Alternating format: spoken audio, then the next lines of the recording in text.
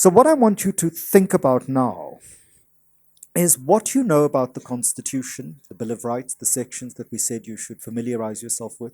For the next 20 minutes, can we have feedback about what you think the Constitution responds to in that old context and what it wants to do in the new context in terms of justice? So what in the Constitution that you know of, so this is not a test of the Constitution, this is a test of what you think you know about the Constitution. There are no right, well, there are many wrong answers. 75 is one of those wrong answers. But what do you think the Constitution is trying to do about injustice in the past and justice in the present and going into the future?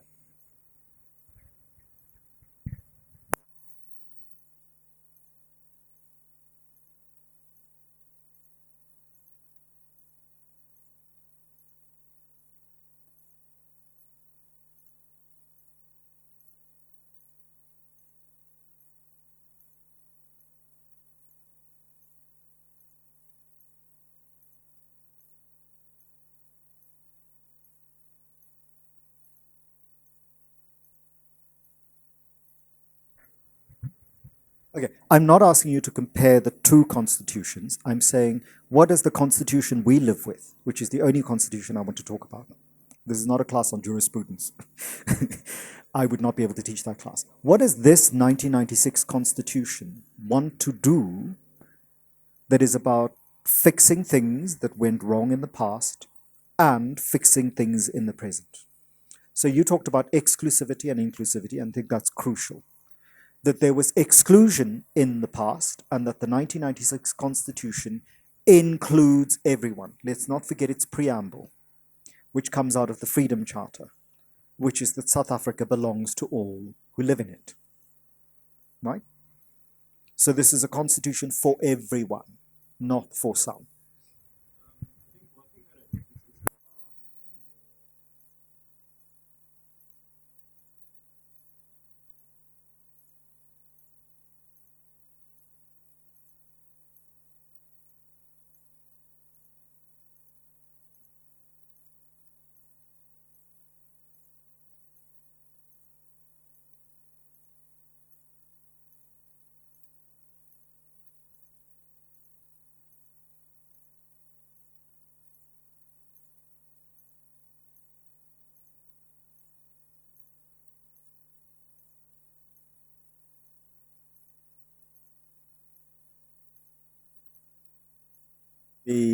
The thing that struck you was that issue of the right to integrity of your body. Yeah. So for you, the striking moment, and I'm transferring this for everybody, so I'm kind of translating it so that everyone hears it, was that the wording was such that it reflected the long struggle before 1994 of when that may not have been the case. To give you an example of that in colonial South Africa, it was imperative for every black household in what is now the Eastern Cape to send one adult male to enter the monetary economy in order to pay the hut tax, which meant that they either had to go and work on a farm or in the later 1800s, they had to enter the mining industry, which between 1890 and 1990, 800 men died every year in the mining industry in South Africa. 800 times 100 years gives you 800,000 people. So the question is, what kind of justice could be served in such a space? If people do not have the right to choose where to be employed, if they are forced into a certain kind of labor relation, what are the consequences? And therefore, that freedom from slavery, freedom from forced labor is not an academic exercise. It comes from a history in which that wasn't the case. And not just in terms of slavery of the traditional kind assumed to have been abolished in 1832, but actually of the kind that continued well into the 20th century. If the tax was charged in cash, and your only way to get cash was to be a labor unit, and the labor unit options were farm work, which paid less, or mine work, which paid more but was more dangerous, you had no real choice. So circumscribed choice of the kind that Ibrahim spoke about earlier is precisely where the Constitution also tries to open up. Other issues that have struck you in your encounter with the Constitution, and some they may be negative, not positive.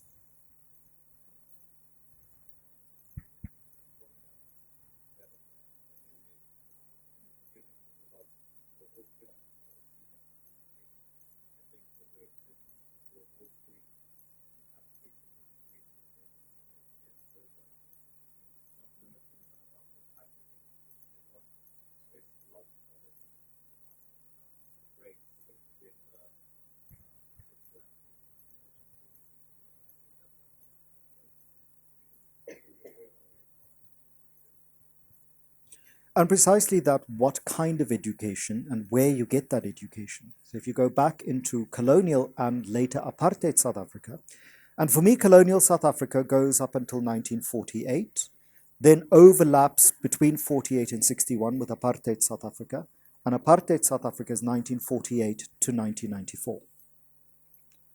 1920 is colonial South Africa, and there are important reasons why those periodized distinctions have to be made. And then before 1910, there isn't even a South Africa. This thing that we call South Africa comes into existence in 1910.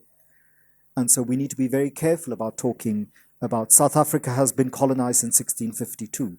South Africa has not been colonized in 1652. People in Sekhukhune land cannot simply disappear just because people in the Western Cape got colonized in 1652.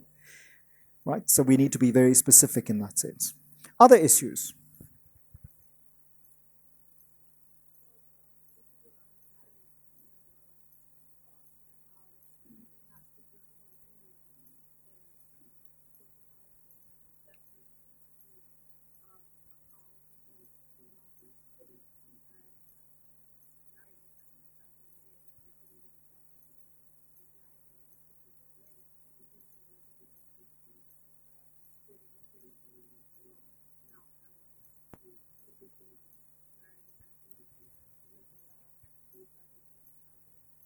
So the recognition of forms of partnership as marriage that in colonial and apartheid South Africa were not considered marriage.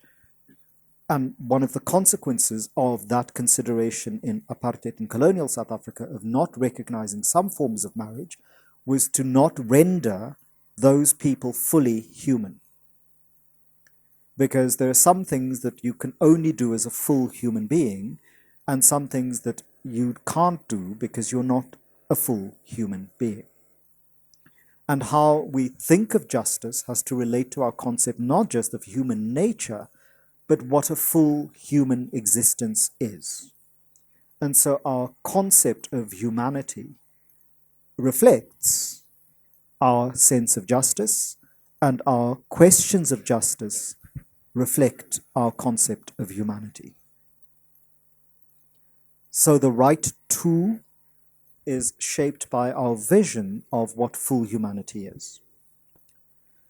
So when we think of justice, and I'm now going to give you 3 or 4 minutes of my little spiel on it, and then I want you to do this participation. I'm going to start calling on people if you don't put up your hand, because we can't keep hearing from the same people. Some of you have been very quiet. I'm not looking at you, Humaira. But when we think of justice, there is the Department of Justice and Constitutional Development. There are the law courts, and there is our recourse to justice, right? You feel wronged, you seek justice. That's our concept often. It is justice kicks in when we think a wrong has been done. Justice is often not preemptive. Justice is often retrospective. You don't say to somebody in advance, I want you to treat me justly. So they're like, no, this is not going to work out. If you're ready, your back is up. I'm like, generally, you go, what you just did, that was unjust. Or what you're about to do would be unjust. But you have a sense of the past already having happened. So the Constitution's vision is retrospective in trying to fix the past, but it's also present. It has to if you go back to the Constitution, look at relations between human beings and government and the state, between human beings and between organizations. It uses the term, and the LLB students will be in on the game here, juristic persons. So a company, a university, an organization has a certain kind of legal status as a person, is a legal person, and can have those rights applied to them. So the Constitution is not just vertically between us and government, it's also horizontally between us. And so we're all subject to the same law, and you cannot exempt yourself from it. All laws themselves are subject to it. So the very question of justice is related to the concept of the fully human. And so the Constitution's vision is for a fully human South African subject. And that is what it's trying to realize. And so there is a descriptive component to the Constitution around justice, but there's also an aspirational component.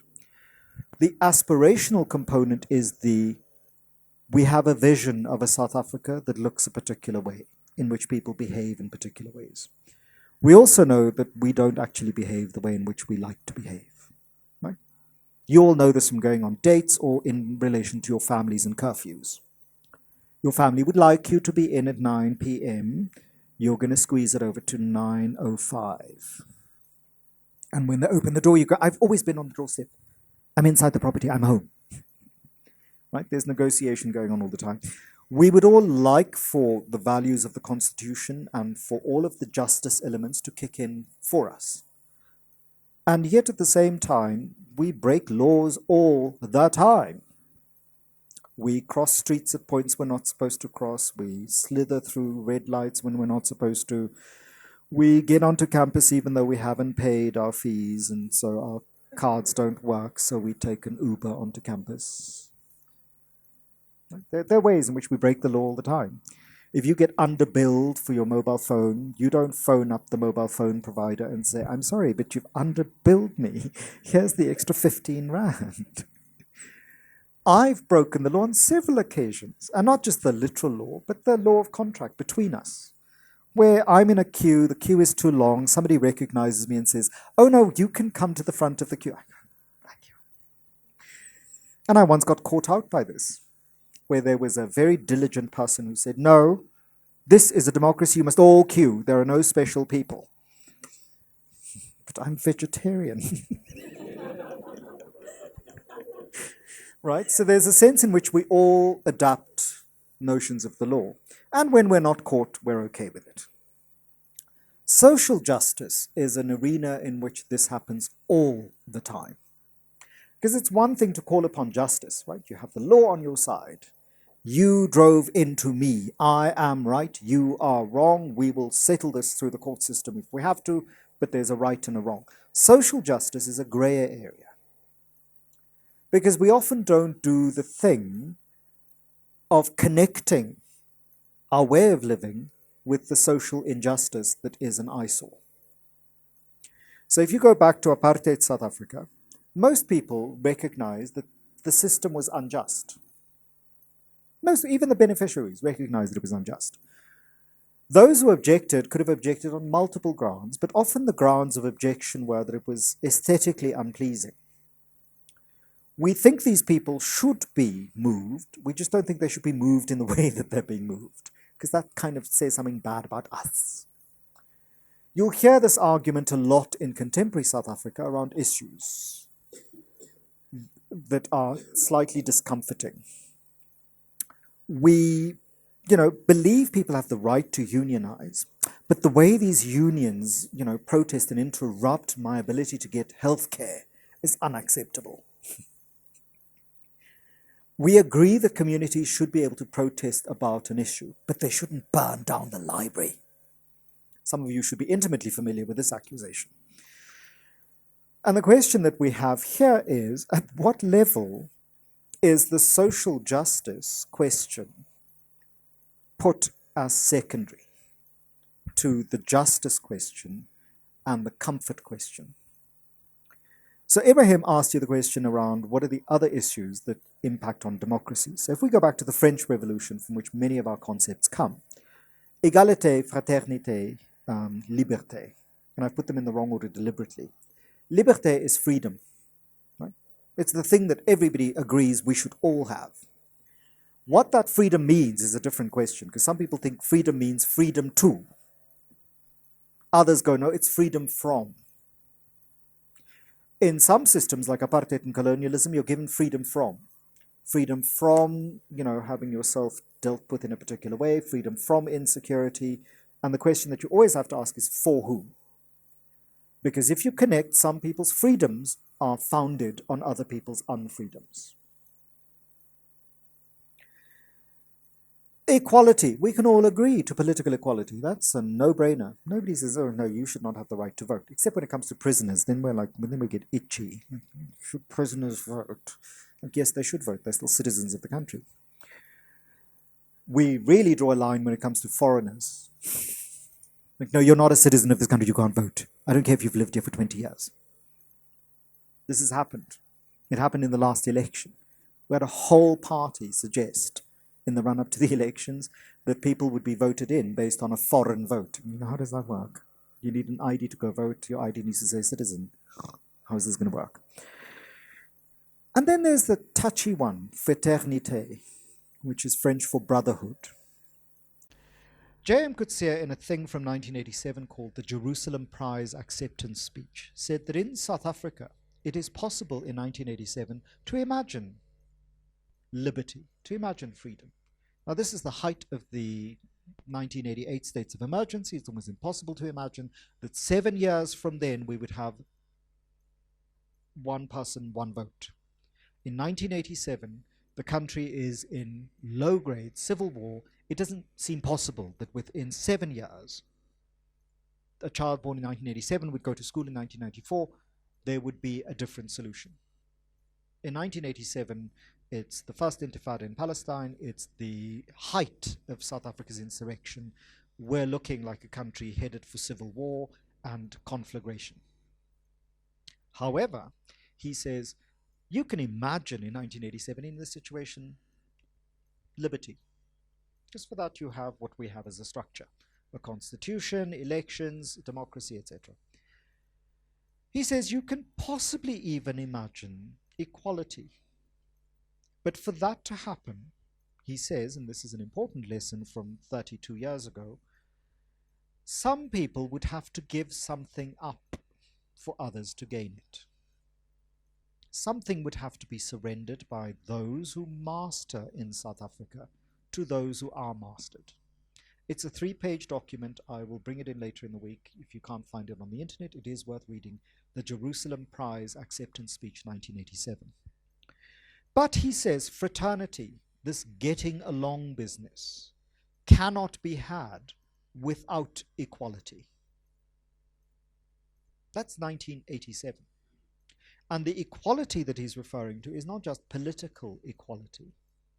It is also social and economic equality, and an equality, to go back to the Constitution, of a fully human vision. That everyone is as fully human as I am. And he talks about, and this is a very radical statement to make in 1987, the unfreedom of the master class in South Africa. That in South Africa, in apartheid, he says, no one is free. Because what you need in freedom is liberty, equality, and fraternity. You need freedom, you need equality, and you need a social compact where we're all getting together in various ways. If you don't have fraternity, you don't have true freedom. If you don't have equality, you can't have fraternity, or whatever its ungendered equivalent would be. Social justice is about that fraternity to a large extent, and this is where the Constitution and its enaction in constitutional court judgments will become crucial. In the next 10 minutes, what I'd like us to do is talk about what we imagine social justice to be.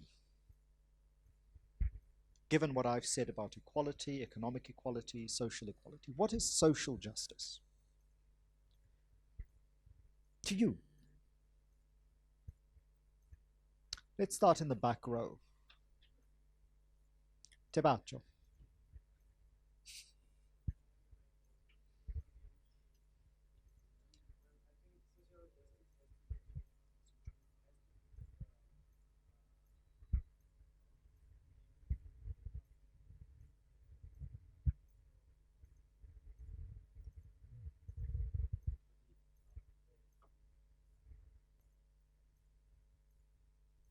Give me an example of social justice.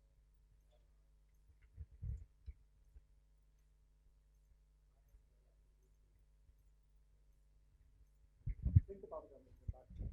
Give me an example.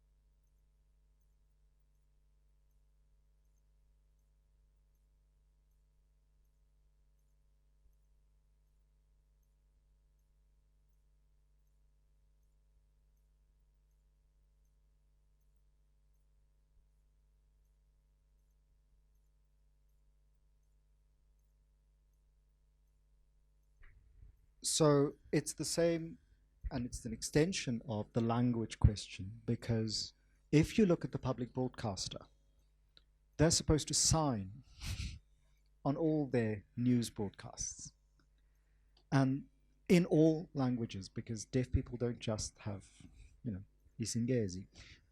There are also deaf people who have, South African Sign Language, but wish to follow the Nguni news. So there are all sorts of implementations that are not being put in place.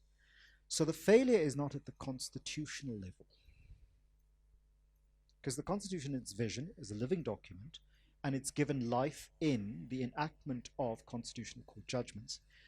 I'm going to go through a series of those judgments in about 20 minutes' time that I think we should bear in mind when we think of social justice issues. Because social justice is not just about those rights. They're also about the administration of the state. And where the state fails to administer, there are consequences of the justice, but also of the social justice kind. So of the justice kind is when the state fails to do something that causes an injustice. So when the state breaks the law, when government does not abide by the very rules that it is subjected to, that's injustice. So whether it is imprisoning somebody unfairly, giving somebody a sentence that they don't deserve, etc., those would be forms of injustice. When the minister does not, do the thing that is supposed to be done, that's an injustice. So if the law says you must do X and you don't do it, that's injustice. Off the top of my head, quickly, the first moment of injustice that most spectacularly played itself out in this country is South Africa's having domesticated its Rome Statute signatory status, not acting on Omar al-Bashir's visit as it was required by law to do. So none of us were affected by this injustice personally. But it was still an injustice because government had signed a treaty, ratified the treaty through Parliament, had the president sign off on that as the law of the country, and then didn't obey the rule that it had set up. And this is the equivalent of the traffic cop fining you for speeding, but speeding to fine you, and then speeding while driving away from having given you the fine. Right? You would go, this is injustice, how dare he? Which is the first thing that speed people do. They get out and they go, how do you know I was doing 170? And the cop goes, because I had to do 180 to get past you. They go, well, then you broke the law too. But there's a sense in which government is the, to quote Chief Justice Mogoeng, that the president is nothing but a function of the Constitution, as is government. These are not human beings who are just there because they're nice or because they're well-intentioned. They are the personification of a principle. And as such, when they behave, their behavior is judged in relation to the principle that they're supposed to personify, not whether we like them or not. And that's one of the first issues in questions of justice and social justice you have to bear in mind. This isn't about whether people are likable or not likable, whether you support them or don't support them, whether you voted for them or didn't vote for them. The question you have to ask yourself is, what is the principle that this person personifies? Do they personify? Do they instantiate? Do they incarnate? Are they the institution of executive government, of legislature, or of judiciary? And then what are the principles that apply to them as a consequence of that? And in this country, that's often very difficult for people to do. So when a minister tweets, the minister is not tweeting because, he's like us. When the minister tweets, the minister's Twitter is the statement of policy. If the minister says something as minister of government, the policy is what the minister has said it is. And if there is a policy uncertainty, the minister is saying, no, we don't test for TB in our clinics, but the policy says you must, that's a problem. And you cannot have a contradiction of policy. You can't have somebody, you can, as we've lived in this country, a minister of communication was tasked by ANC policy and by law to effect the digital migration. The Minister of Communication refused to and simply didn't, which is why we're the only country left in the world who are still doing analog things. It's like using a pocket calculator, or worse, a Nokia 3310. And I can recommend a Nokia 3310. It's your burner phone. It's much harder to trace. And not the new Nokia 3310, the one from the 1980s, from the 1990s, that if you drop it, the pavement cracks, you pick it up, you make the phone call. But so this idea that we have of justice has to do with principles, not with people. The LLB students know this terribly well. This has been drilled into them from the get-go. It is not whether you like the issue or not, it's whether the principle is applied. And the principle of justice is founded in natural justice, founded in socialized justice. I've taken you through how natural justice plays a role in South Africa, but that's socialized justice. Our concepts of what is important in South Africa, why certain things are acceptable and certain things unacceptable, is not just to do with our aspiration for the future. It has to do with the business of the past. And to quote Advocate Dumiza Nsibeza, with the unfinished business of the past. I've often said this before, but in 1994, we didn't close one book, open a new book, and start writing. The stuff from the old book is still in the book we're writing in. Things didn't disappear in 1994. The distribution of property and resources of 1994 was not undone between 1994 and 2019. Apartheid was around between 1948 and 1994. So that's 46 years. We've had 25 years of post-apartheid South Africa. Every time a government official says, but we've had to undo the legacy of apartheid and we've only had 25 years. You go, no, you have had 25 years. There are people who are 25 who are about to become grandparents. Yep, do the maths. So that's more than a generation in this country, because there are people who are 15, had a baby, who are about to have a baby, have a baby. If you were 14 and you had a child, and that child is now 11, within 2 years, if that child does have a baby, you're a grandparent. Not ideal, but possible. So when we think of this, over the last 25 years, there have been basic human rights. There have been socioeconomic rights. These rights apply to both personal and group scenes or scenarios. These rights come with obligations. There are obligations that accrue to all of us as a result of these rights. And some of these are about administrative justice, but they're also about undoing the past. Your example of the spatial dynamics, the example of healthcare, the examples of education, all of those rights are founded in having to undo a situation in which people were actively denied those rights. The example of healthcare, people working in mines. If you work in a mine for longer than 2 years, you are guaranteed, if you work underground, to develop silicosis. We have known this since 1968. In most of the rest of the world, after 2 years, miners are not allowed to continue to work underground because silicosis is irreversible. It is a death sentence. South Africa and its neighboring states, from which all of the workers came for the last 120 years of mining, has the worst silicosis problem in the world. So when we talk about social justice, it's not just justice to the present, it's undoing the injustice of the past, because some of those people live with us. They're dying in dire poverty in places as far afield as Malawi, Swaziland, northern Mozambique. What responsibility do we have as a constitutional state to issues that are not inside the Republic of South Africa? And who is responsible for this?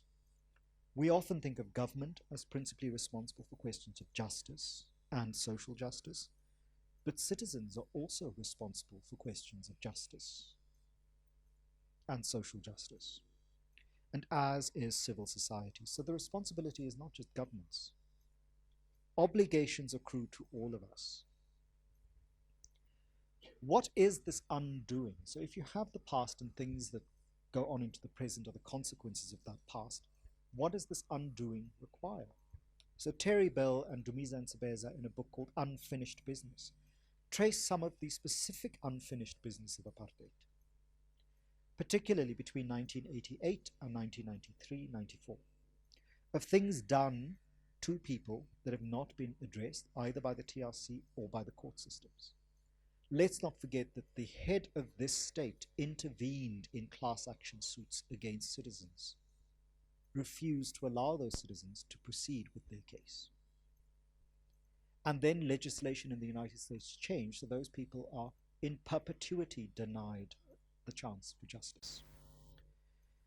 What are we doing about the future? Because this isn't just about fixing the past or about fixing relations that have gone wrong in the present around issues of gender-based violence. It's also about ensuring, constructing, making the future. So the task in post-apartheid South Africa 25 years after has to do with fixing things from the past, making the present, and ensuring the future, which is a much more complicated task than anybody before you has ever had to face. Because there are challenges created by the past and by the present that you will face in the future. The climate emergency is one of those. So when there is the right to, there's also the freedom from. There is the right to all sorts of things that require electricity. If you continue to burn coal and fossil fuels, the question will be, what is the future that our grandchildren will inherit, that we are constructing in our attempt to construct rights in the present? And so when we think of, and this I always say to younger people than I will not live into the second half of the century. I'm 46 now. 2050 is 30 years away. If I'm 76, I've outlived many of the people in this country. It is no cold comfort to me that my father's 89. That means I might live to be 89 too. Right? Who wants to be 89 in a space that is now where the people are the children of the children who couldn't count at the age of 10, were illiterate? When last did you go to a pharmacy? You have to take your medication, 5 tablets the first day, 4 the second day, 3 the third day, 2 the fourth day, 1 the fifth day, and the pharmacist counts them out like that because they don't know what the total is. My doctor is older than I am, my pharmacist is older than I am, and soon there will be no such people left, and I'll be dependent on people younger than I am who are counting out the medication, 5, 4, 3, 2, 1, because they can't do arithmetic, right?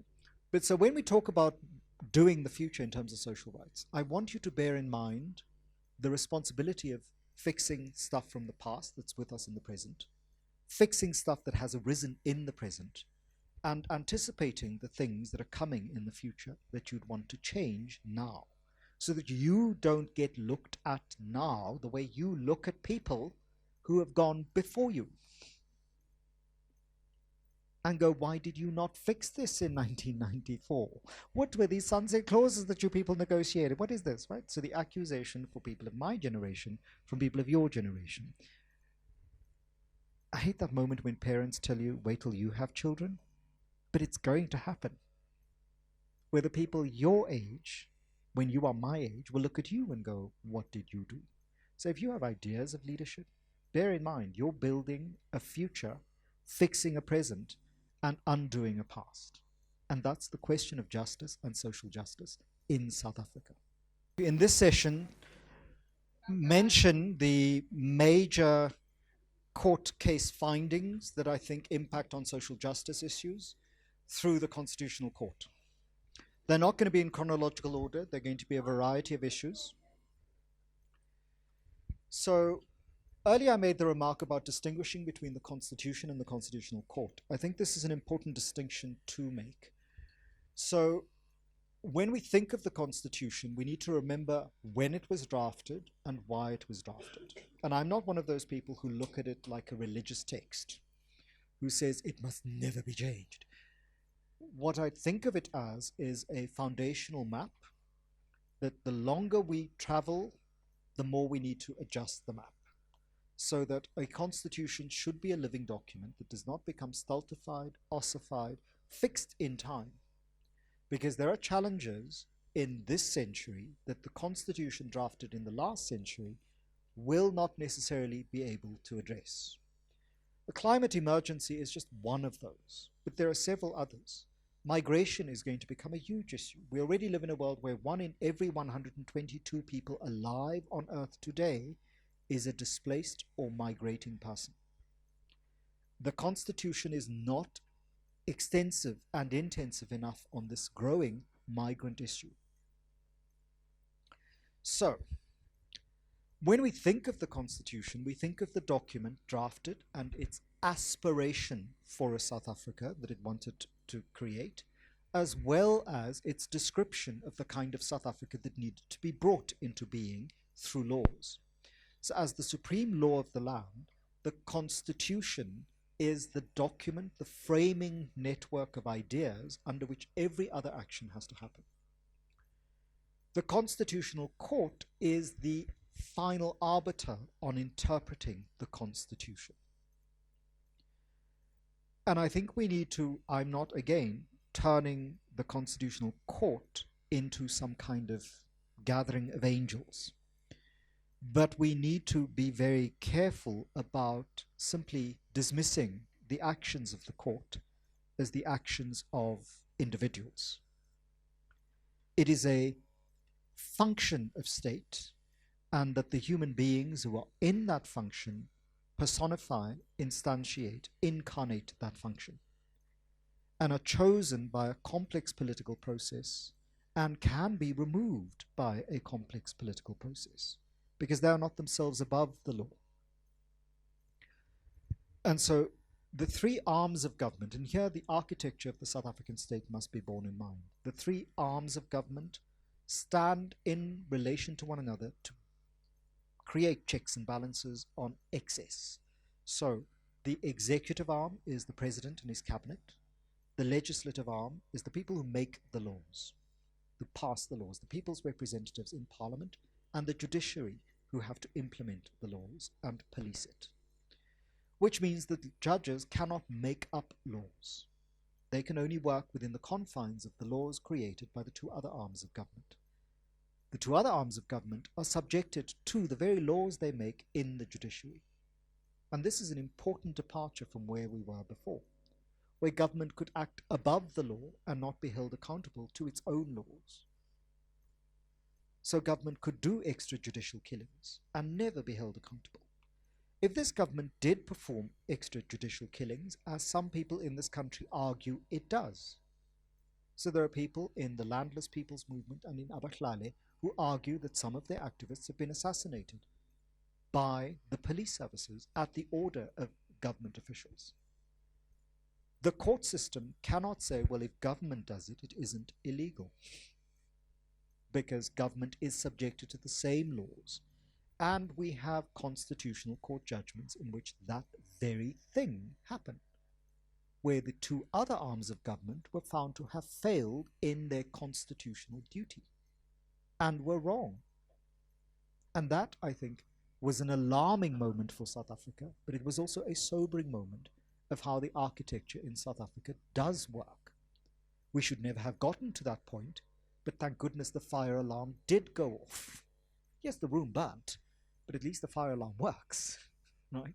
As opposed to the room burnt, and the person who set fire to the room says, what fire? What room? What are you talking about? So some of the cases. So one of these is, of course, a case involving socioeconomic rights around sanitation, which is the very well-known Grootboom case. So the Grootboom case from 2000 was the Constitutional Court judgment which forced government and its functions to provide sanitation to people in an informal settlement, because it was part of the constitutional duty and it was deemed an administrative failure. Grootboom spelled Grootboom. It's Afrikaans and Dutch for big tree. The Grootboom judgment is a foundational judgment in socioeconomic rights provision in which the Constitutional Court forced government. And if you look at the judgment, it said things like, the fourth respondent, a Department of Government, shall erect a block of 20 permanent toilets on the Wallace Dean Sports Ground by not later than 15 December 2000. It was specific. It didn't just go, it is your duty to do this. It said, you will do this specific thing and you will do it by this date at this location. It said, the second respondent, another Department of Government, shall provide the funding requirement for the construction of the aforesaid toilets, preempting a government department from saying, well, we didn't get the funding from Treasury. Right? So the Department of Public Works had to build the toilets. The Department of Treasury had to provide the money. The Department of Public Works was made responsible for the maintenance and supervision of the aforementioned toilet facilities. Now, this is a Constitutional Court judgment, and it returned to the court systems endlessly. Anytime a small community felt that they had not been given rights by government, this was the case that their lawyers would cite. Later this week, when you start talking to lawyers, ask them about the Grootboom case. Go look at the Grootboom judgment. It's on the Constitutional Court webpage. It's also on the, if you just Google Constitutional Court Grootboom, it'll come up. You go down to page, I don't know what it is, but sort of halfway down the document, you'll find the order, the declaratory order. And it goes into many more details about when and by not later than what date things are supposed to be done. Pending the construction of the aforementioned permanent toilet facilities, the fourth respondent shall forthwith and in any event by not later than 6 October provide 20 temporary chemical toilets on the Wallace Dean Sports Grounds. So the specificity of Concord judgments lies in that grained detail, where the judges take the dignity, the access to rights, and the access to services of communities as real, not a theoretical, you will build toilets. You will build toilets by a particular date. Until those toilets are built, you will provide these things. And that, I think, is a moment in which a government was being forced, as the executive arm, to do things by the judicial arm. Now, when you have a legislature in place, anytime there's ministerial or presidential or deputy presidential question time, this is the moment at which members of parliament should look at this and hold people to account by saying, this is what the Constitutional Court said you should do by this date. I have been to Wallace Dean and the chemical toilets are not there. Right? That's the function of the legislature, to look at what the policy says, look at the court judgments, and to hold the executive to account. One case in which it did that spectacularly is the famous Nkandla case. And it failed even there. So minority parties brought up the question of the expenses on the Nkandla upgrades, which had gone from the projected first 27 million to eventually a budget of 256 million. They complained to the public protector intervened, and through a series of judgments that went all the way up to the Constitutional Court, where people were arguing that a public protector's recommendations are just like my recommending that you get addiction. It's just a recommendation. You can or you cannot act on it. And the Constitutional Court found that a public protector's recommendation requires action from government, and should government not wish to implement it as an action, it must take the recommendation on judicial review. It cannot simply ignore it. This was another crucial judgment in favor of people against their elected representatives, the legislature, as well as the executive, because the judgment found that both the president, this was Mogoeng's fantastic read, he was just, giving that read like it was a BET character. He sat in Constitutional Court and just said, the president is a function of the Constitution. He is nothing but a constitutional being. Look at the video, it's fantastic. It is a lesson in how to understand the architecture of post-apartheid South Africa. And he said, not only did the president fail his constitutional duty, he says, the Constitution does not allow the court to say the president had violated the Constitution. No such wording exists. The strongest wording in the Constitution is that the president's actions were inconsistent with the Constitution, which is in effect that the president violated the Constitution. So when all these political parties were going, the court never said the president violated the Constitution, you go, then you don't understand how legal language works. Mogoeng said there is no such phrase in the Constitution that says the president violated the Constitution. We are using the constitutional phrase, which is what the president did was inconsistent with the Constitution, which is in effect violation. Parliament was required to act on this and didn't, and was found to have violated the Constitution itself. He said Parliament's inability to hold the president to account for his incompatibility with the Constitution was itself incompatible with the Constitution. He then found and said that the Speaker of Parliament was in violation of the Constitution by pretending that the rules for holding the president didn't exist and didn't ask for those rules to be made up. And it wasn't this man sitting on his own making up the story. These were based on legal principles, point by point, argument by argument. What that created was a constitutional reminder in South Africa of the balance of powers between the three arms of government and the accountability mechanisms that the three arms of government are expected to play on one another. And thirdly, that should the two arms of government tasked with making and promulgating law fail, the Constitutional Court will hold those two arms to the existing law. That's administrative justice because, as the court pointed out in several of the paragraphs in this very long judgment, this was not just an issue of academic exercise.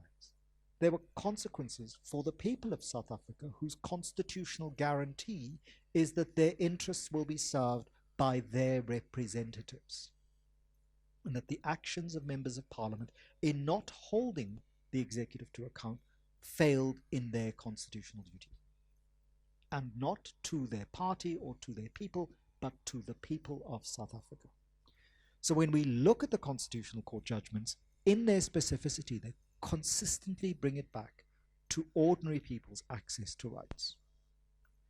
A second case, or another case that I want to look at, is the question of the secret ballots. So the argument that members of parliament are elected on a proportional representation system, that they're not elected directly. So you don't vote for John Smith or for Thandi Mazibuko. You vote for a party, and the party decides which of the people on their list will go to parliament. And therefore parties, the court found, had the right to discipline members of the party who were behaving in parliament in violation of the party's mandate. The party had been voted in on a mandate, and if you did something else that didn't go with the mandate, the party had every right to get rid of you. However, the court reminded us, members of parliament take an oath, and supremacy in that oath is the Constitution. And therefore, people should have the right to know how their representatives voted, but representatives fearing that they're going to suffer the consequences of voting with their conscience should be able to have the decision about whether or not they're going to vote in secret made by themselves. And so the court did not say a secret ballot should or shouldn't happen. It said, Speaker of Parliament, you have the right to call the Rules and Committees meeting together. The Parliament can decide whether it wants to do this by itself. We are simply reminding you what that is. And therefore, Speaker, when you claim that this was not within your rights, you had not been consistent with the Constitution, which gives you that right. Right? Long tears from Ms. Mbete. So, remedial action, major issue, where the court found that if the public protector makes a recommendation and remedial action, you can't not act on it as the executive or as the legislature. If you don't like it, you must take it on judicial review. If you don't take it on judicial review, you must implement it.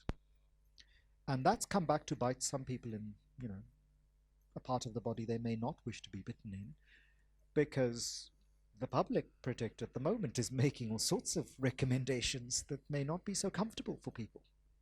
And she's relying on this previous judgment that said remedial action is not just a nice to have, it's a do it, do it, do it, do it now, now, now. So the UDM's issue on the secret ballot, the EFF's issue on remedial action, these are crucial judgments. Groot.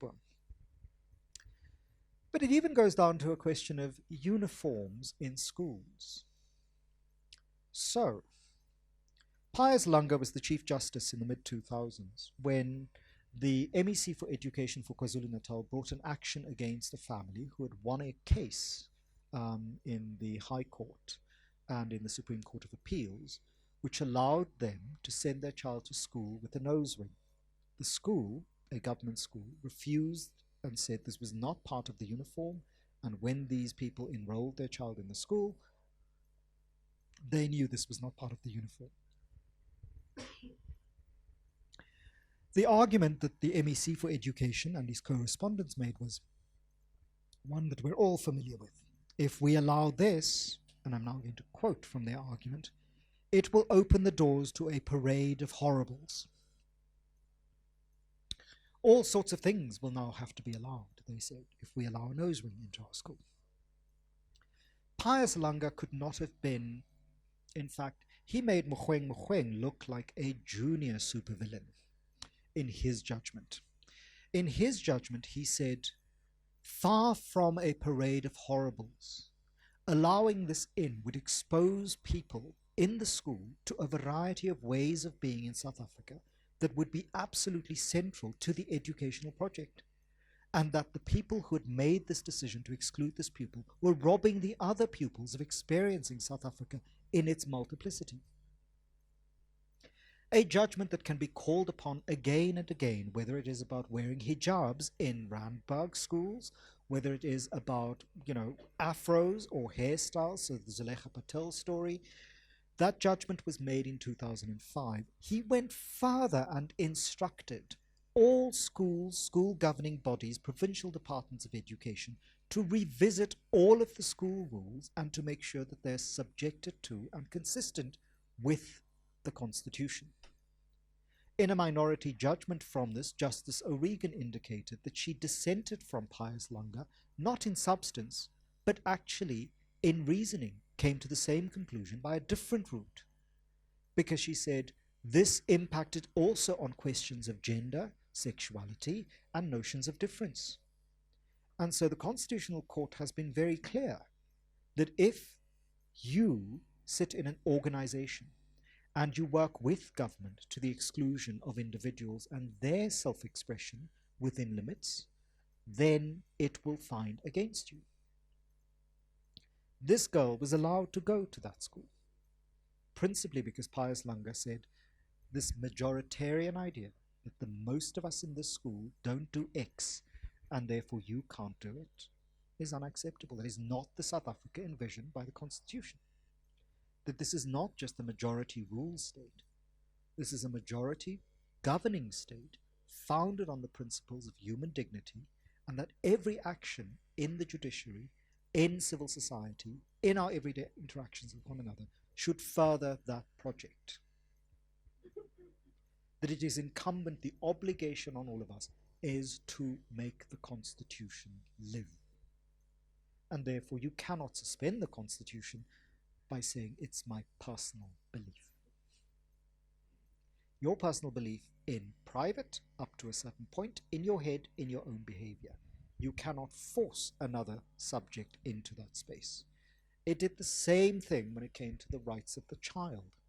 So in South African legislation, the rights of the child supersede the rights of any other adult around it.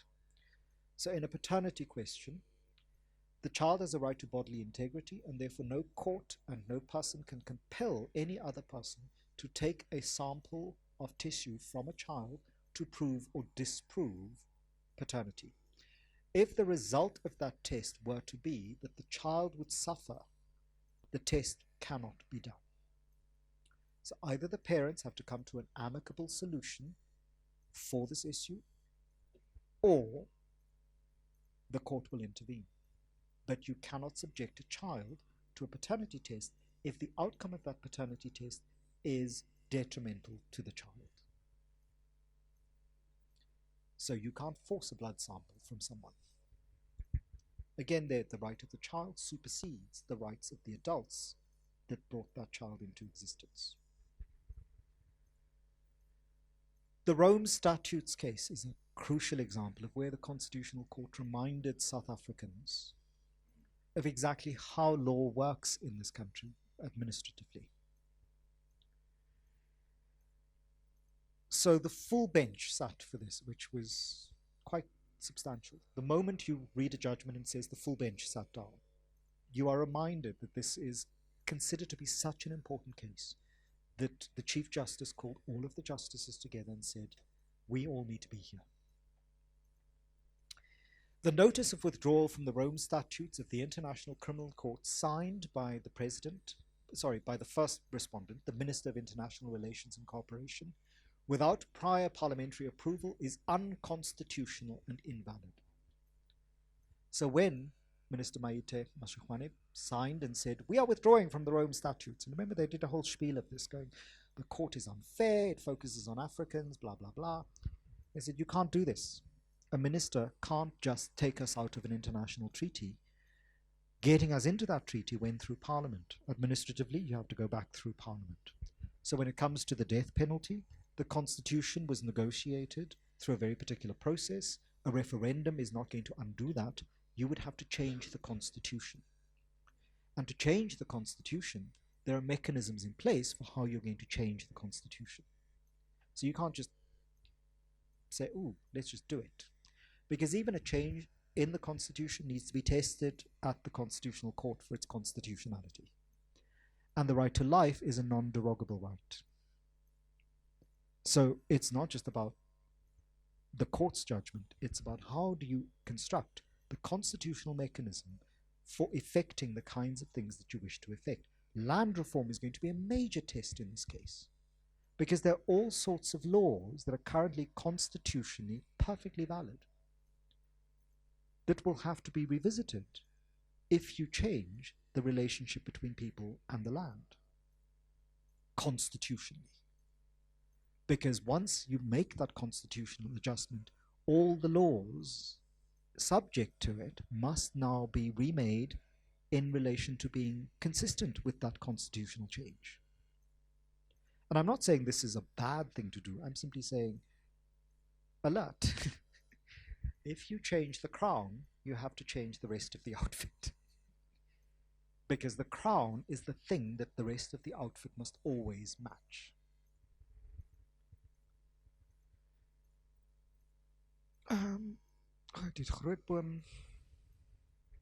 The Minister of Home Affairs and Same-Sex Partnerships, major constitutional court judgment, which recognized the rights of same-sex partners to have their relationship recognized in law and the consequences that would follow from that, which included the consequence of the ability to adopt.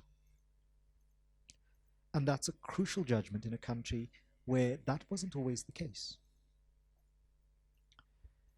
The most important judgment in my view is the HIV judgment from 2002. So we live in a country where in the late 90s and early 2000s, we had, as we still have, I need to go up and I need to know which page I'm on.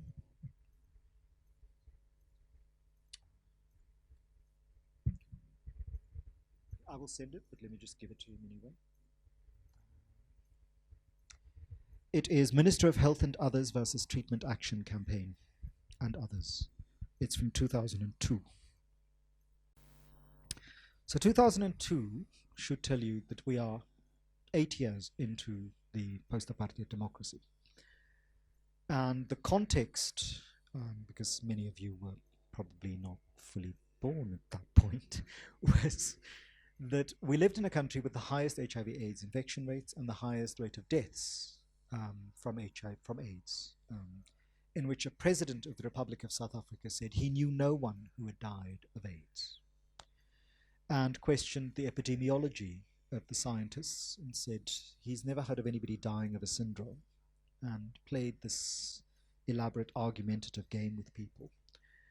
And some of those people were people like the health ombud in the Life Isidimeni case, Malekapuru Makoba, who indicated that this is real.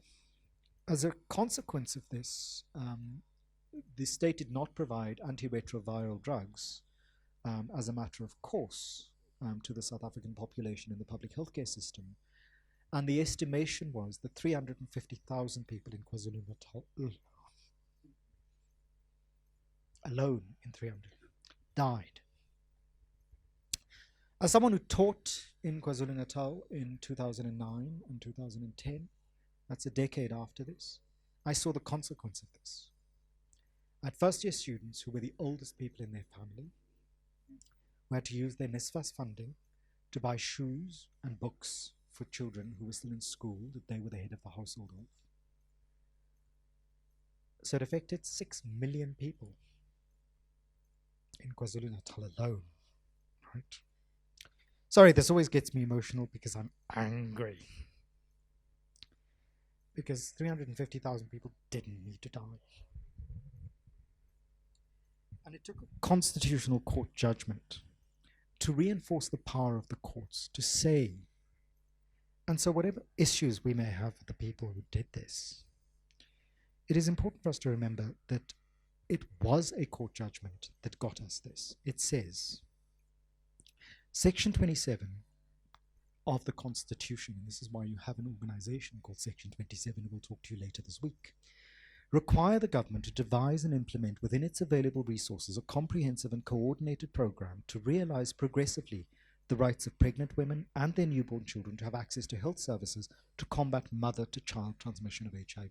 So it wasn't a policy only, it was a constitutional requirement that forced government, that said, if the right to life is a right, it is government's duty to ensure that people have that right to life. And in not providing the ARVs, we had mother-to-child transmission, which condemned children to a horrible life and early death. The program had to be realized progressively within available resources, must include reasonable measures for counseling and testing pregnant women for HIV, counseling HIV-positive pregnant women on the options open to them to reduce the risk of mother-to-child transmission, etc., etc.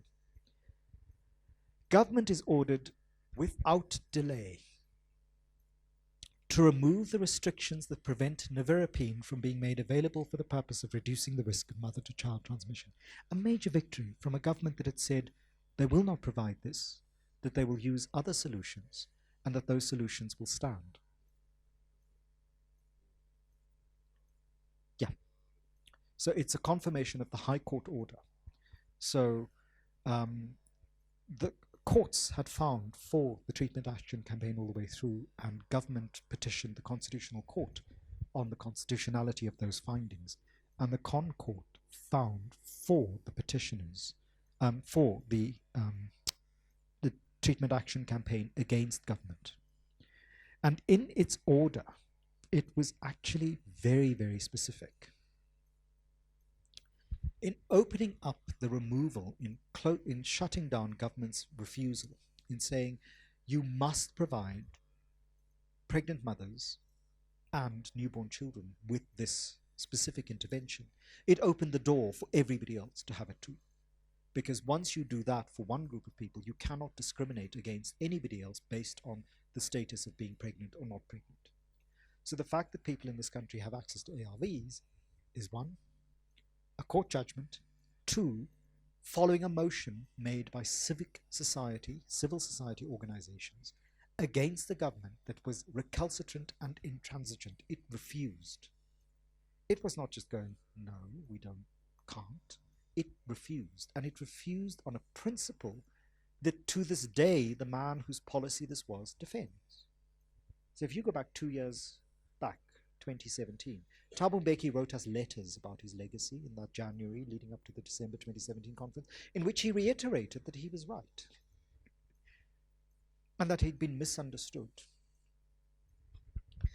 And for those of us who taught in KwaZulu-Natal or in other places. 350,000. That's a small city. People who would be here today and aren't.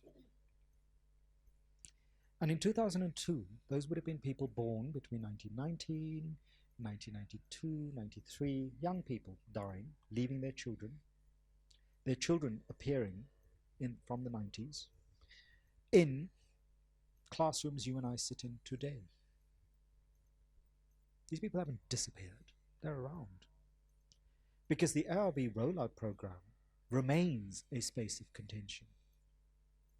Let's not forget that within the last 5 years in the Free State, government ran out of ARVs and proceeded to divide the doses in half, thereby condemning a whole new group of people to a whole new set of problems, because once you go off this regime, or this regime is compromised, if you're not compliant with the medication requirements, you need to be put on new medication because your body will no longer take the old medication.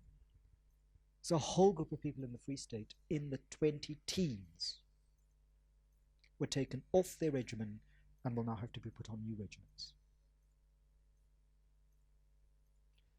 In a province that spent 400 million rand on a website. Right? So we're looking at the kind of injustice that follows from administrative injustice. So this is not to overwhelm you, but it is to remind you that not all the problems were made before 1994. We created a whole set of new problems between 1994 and today that we also have to address. So the land dispossession question is a very important question. The legacies of apartheid spatial logics, crucial. Those are issues that predate 1994 and were exacerbated or reinstituted or not addressed in a post-apartheid South Africa. We didn't wake up in 2014 and suddenly realize that land distribution was a problem. We had known since 1994 that it was a problem, and government failed to address it. Let's not forget that when governments do renaming of departments, if you're interested in social justice, names matter. We went from being a department of housing, that's an issue that you have, to a department of human settlements. Language reveals much about what it is we say we will do. The failure to build homes and houses for millions of South Africans between 1994 and the present has much to do with why we renamed it human settlements. It's not just an innocent renaming. No? To rename international relations or foreign affairs to the Department of International Relations and Cooperation is again not a harmless renaming. With geopolitical shifts, games being played around power and resources, you are altering the way in which you think of relations between governments, interstate relations. When you think of social justice issues, the nation state, which is where I focus so far, is one aspect of it. What government does in relation to people here, in relation to its local laws, including that Omar al-Bashir judgment around the ICC. It's about local laws. You can't just withdraw from a treaty because you don't like it. You have to go via the process. It's unfair to the citizens whose representatives brought this into being if they're sidelined. The Constitutional Court reminded this country and the world that when you domesticate local law, international law in local law, you have obligations to people who may not be local. In its judgment against Jacob Zuma's signing of a legislative framework for SADC that took away the power of SADC's oversight bodies in relation to Zimbabwe's land reform program, the Constitutional Court found that the president had acted illegally by signing this document because it robbed people in Zimbabwe from their recourse to the SADC oversight body, and that he had no right to do so. Now, this is not the court overreaching into Zimbabwe. This is the court reminding the president that this is a constitutional democracy in which the rules require of him to do things via the very mechanisms that he has done them if he wishes to undo them. So if you wish to undo your relationship with SADC in a particular way, that relationship was made through Parliament, and to undo it, he would have to go back through Parliament. So you can't just, executive power is not of the kind that people often imagine, where Jacob Zuma went into Parliament and said, when other presidents do this, nobody questions it. And the response to him should have been, because it wasn't, well, other presidents don't live in a constitutional democracy, where it's not your desire to do this, you are a function of the Constitution. You may do this as president of a party, but as president of the Republic of South Africa, this is what is required of you.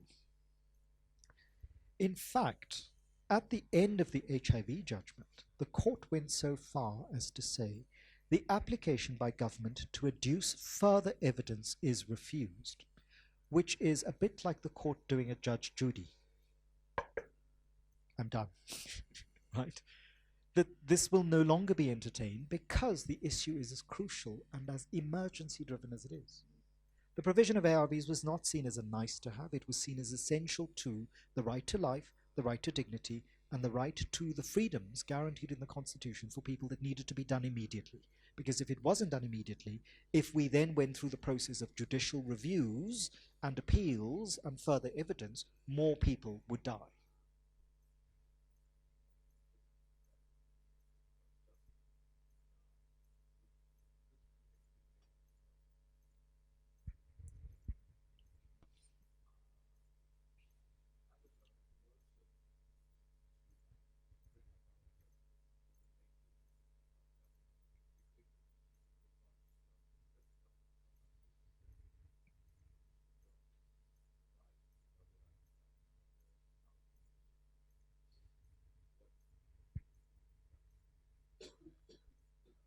So later this week, you will have lawyers and people who were involved, organizations involved in that project.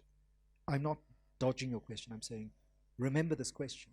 And it's important to ask them because they will be able to give you the textured answers of exactly how and why that does not only have implications for the Constitutional Court, it trickles down and has implications all the way down into every other system of administration.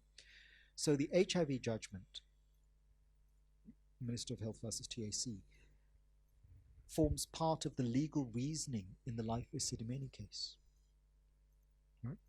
Because the right to life by these people is guaranteed here. And if in the wake of that judgment, government here in Gauteng proceeded to behave in the ways that they did, as Moseneke pointed out in his concluding remarks, you're not the first people to come and say these things. Where was your duty to the Constitution and its spirit, given what has happened in this country before? And he didn't just mean 1994, he meant before that moment in 2017, 2016, when confronted with this. So case law, as it's built up through the Constitution, then trickles down to not just the court systems, but remember I said we're all responsible in a certain way. The obligation on those people in the public sector to behave in particular ways was precisely what Moseneke was reminding them of. So when you're looking at these court judgments, it's not simply a matter of other cases that almost exactly resemble it, but the principles are invoked, and you can use those principles to hold government to account in a lower court system, which will then fine for you based on the Constitutional Court judgment. So many other communities have used the Grootboom case, have used the TAC case to argue for all sorts of things that never got as far as even a high court. They were able to force governments out. Civil society organizations have been crucial to this, but some communities have acted on their own. Many communities have acted on their own. By the time you see a community protesting and burning things, don't assume that they've done nothing. Most of the communities protesting in this country, by the time they get to burning tires, have exhausted many other avenues, which is the story that often the journalist does not tell you. That by the time those people stand on the road and burn tires, they have gone to community policing for it, they've gone to community for it, they have asked the MEC at provincial level, they've written to the Minister of Justice or the Minister of Environmental Affairs, they have gone through the court systems, they have judgments in their favor. and still government does not act. And so the question is, at what point do we continue to shield government as journalists by our actions in how we tell the story of that community protest?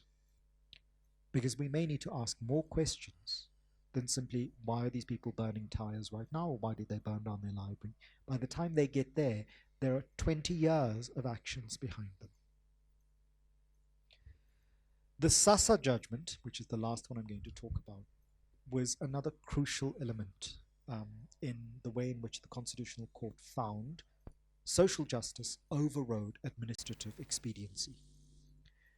That the Minister for Social Development had reappointed a series of people to handle the 17 million people who would be affected by social grants payouts, and argued that if she didn't do this, if she didn't appoint these people, then people wouldn't be paid.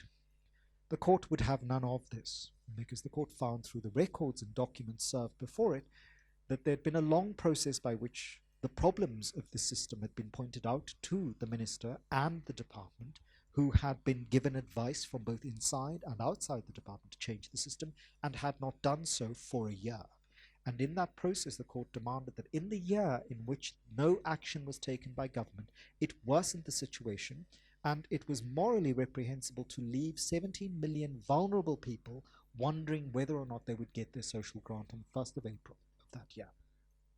So the court was very clear that it was dignity, it was assurance, it was administrative justice as well as social justice that needed to be served, and in finding against the state, against government, it went as far as to say that the minister must justify why she is not personally liable for the legal costs for having continued to fight this thing that had been decided by her own department earlier.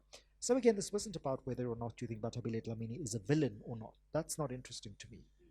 The question is, if this is how the administrative state works, that the technocrats say this is what needs to be done, if the minister ignores it, if the minister does not act on any of the recommendations made to her about how to remedy the situation, what falls to the specific rights of the individuals affected?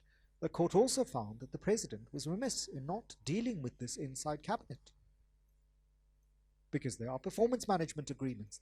This woman went against what the rule of law found. And so the president was not exercising his duty to hold his members of cabinet to account. And other members of cabinet were in the same position, because if you go to the Constitution, members of the executive take individual responsibility for their portfolios and collective responsibility as members of cabinet. So in some senses, the honourable thing for a member of cabinet to do, should they feel that members of cabinet are not acting as they should act, is to resign out of protest. This is a course open to them. If you think that the minister over there is doing horrible things that shouldn't be done, that is causing horrible things to happen to people, and you can't stop it, why are you serving in cabinet? You hold collective responsibility for the decisions of cabinet. So when we go into the Constitution and its administrative requirements, we must be very clear. If you're interested in questions of social justice, you must know how the Constitution works, top down, bottom up, but you must also know how it works laterally. Because there are cases, and we will talk about it when we talk about the media section, and some of the organizations coming in later in the week will talk about this, in which the horizontal application of this is also crucial when it comes to between departments. So the Constitution in terms of the court, the last remark that I'll make in the next 2 minutes is the Chapter 9 organizations in the Constitution, which are also mechanisms by which social justice is effected. The primary one, of course, that we all know is the Human Rights Commission. So should you have a concern, you go to the Human Rights Commission, you complain, and there are actions that follow from that. This is often for people who can't afford to go via the court system, because it's expensive, it's long drawn out, and if you get to the High Court and above, you need to hire legal counsel of a certain kind and stature. Justice Mogoeng, during the Bram Fisher Memorial Lecture at the Apartheid Museum 2 years ago, indicated his concern, which implies that there is a change coming, around the cost of justice. He indicated that there were advocates of the High Court of South Africa who were charging 500,000 rand a day to appear. And he said he was shocked by this. You can find the Bram Fisher lecture online. Because he said this means that ordinary people can't afford that kind of justice, which means that the better advocates are likely to get paid by people with money, and ordinary people have recourse to a different kind of justice, which was inequality. This is not to poo-poo the quality of the justice delivered by advocates who have appeared on behalf of poor people. So the Section 27 action in the Life Isidimeni case showed how you could access a really good advocate who could win the case and could force the arm of government to act against people who had money. The Concord judgment on government officials being able to sue willy-nilly is another one. Because up until the year before last, government officials had no end of money in their lawsuits. Because they have the public purse, they have treasury, they have all our tax money available to them, so they could drag you through court after court after court for years. And in 2017, the Constitutional Court found that government could no longer do this, that it was consistent with the Constitution to continue to use public resources to fight frivolous court challenges, and that when government officials want to challenge court judgments, they will no longer be able to willy-nilly hold the purse strings of the public and use that. That when the state attorney advice is not to challenge, should the government official wish to challenge, they must do so without public funds. That's a crucial shift. And then there is the public protector, which is if you feel public money has been poorly used and public decisions have been against you, that's where you go. And now there is the rearmed National Directorate of Public Prosecution under Advocate Shamila Batoi, which is a revisitation and a rearming of the of the criminal justice system to function in the service of the citizens of South Africa and not in the service of a powerful few. And in her argument for the repurposing and resourcing of the priority crimes division, we're likely to see the economic crimes in the private sector return to public gaze, public scrutiny, and public prosecution. So we're looking at the architecture of the Republic of South Africa since 1994 has not shifted except in terms of local government legislation. But in terms of its implementation and application, it's precisely because of the 8 years between 2009 and 2017 that we were reminded of what that architecture is, and it is now our duty and our obligation to familiarize ourselves with it, should we wish to take positive, instantive, institutional reactions on justice and social justice, not just for ourselves, but for the country we live in. Because what I want to leave you with is this final statement, that we no longer live in a world where it's the individual versus the group. We live in a world where it is either going to be all of us together or none of us at all. This idea that some of us will survive while many will perish is not a sustainable idea. I lived in that society. It was called apartheid South Africa, and it didn't last. And no one who has lived in such a society and has survived it knows that it does not know that it does not last. Taking resources from the many for the benefit of the few is not a sustainable way of running a society. You can go back to the Old Testament. The walls of Jericho fell. You can go back to the Qing Empire. The Great Wall did not keep the barbarians out. You can go into apartheid South Africa.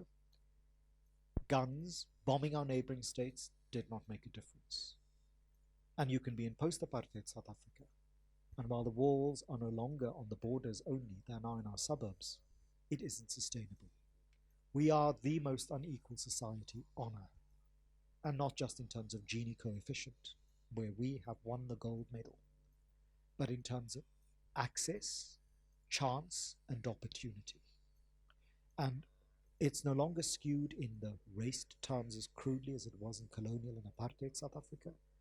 It is now skewed very much in class terms. That if you're born poor, Oxfam and the Organization for Economic Cooperation and Development, by no means left-wing think tanks, the OECD is not a left-wing think tank, found that for equality between a child born in South Africa in 2010 in poverty and a child born in the middle class, it would take 7 generations for them to be equal. That's how bad the inequality is.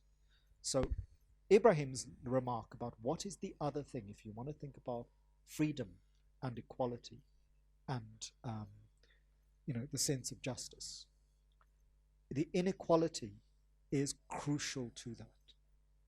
And we must connect the way we live with the inequality in our society. Until, this is my little preachy moment, we in the middle classes use the public health system, use the public school system, use the public transport system, nothing will change in this country.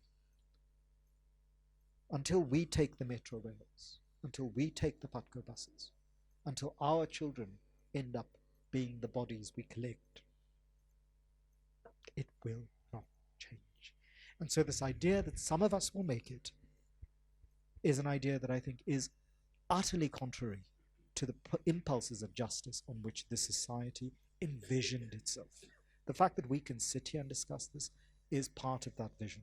The fact that we're in this room, that we are clothed, that we are for the most part warm and will have food and water and drink and sanitation and education is not an aspect of chance. It is the consequence of a vision enshrined in a constitution that we may have many difficulties with and wish to interrogate and revisit and revision. And the question we have to ask ourselves is, do we want to leave the room worse than it was when we walked into it, the same as it was when we walked into it, or, as is the better impulses of our nature, better than it was when we walked into it? If your parents wanted better for you, the question you have to ask yourself is, what do you want for those who come after you? And if you think it's not the kind of person, I'm not having children, think of your old age. Because if they're not your children, it's someone's children who are going to be dealing with you in your old age. What is that for you? So for me, social justice is not a question of another. It's a question of self, and self in context and self in world. What kind of world do you want to be old in? That's the world you have to build now.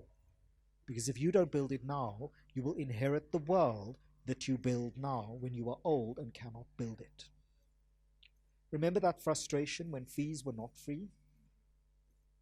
Multiply that by a whole series of other things, and you're 68.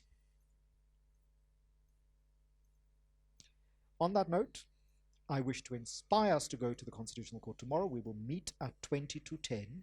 We will go through the Constitutional Court on a guided tour. It will be an uplifting experience, not a depressing experience. And whatever weight of responsibility and overwhelmingness that you feel now, in this week you will learn that you can have pessimism of the intellect. You think this is so much work. But optimism of the will. Let's get down to it. Thank you.